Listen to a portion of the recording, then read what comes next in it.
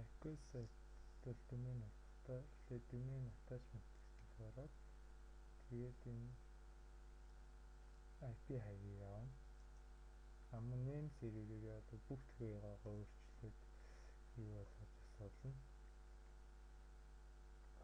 Гэхдээ record бичээд холбосон нөлөө амар үлддэг.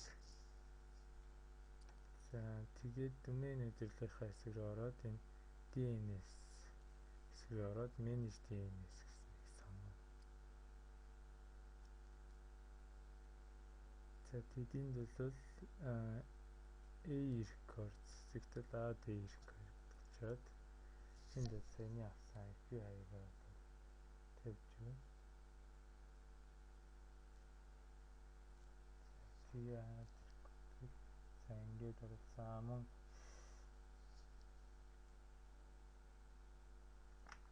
саяныхаа тавиад энэ дээр нь бол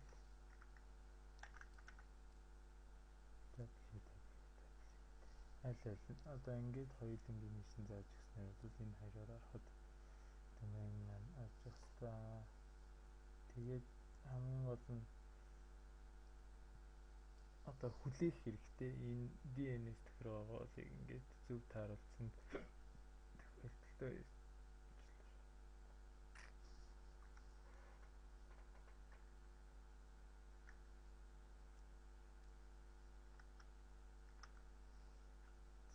Энэ IP аяа оруулсан. Тэгээд хэсэг хугацаанд хүлээсний дараа бол ингээд энд нь бол domain нэрээ оруулахад бол ороод холбогдох хэрэгтэй. За энэ одоогоор бол нөгөө тохиргоо маань бүрэн хийгдээгүй болохоор ойролцоогоор 6 цаг тэгээд 72 цаг хүртэл хугацаанд холбогддог байгаа. Тэгэхээр одоо тгийг хүлээх хэрэгтэй. Тэгээд хүлээснийхаа дараа энэ логоо орж ирээд энд domain нэрээ хийгээд оруулахад бол ороод тэгснээр бол өөрийнхөө domain нэрээр бол Ecosy-хоос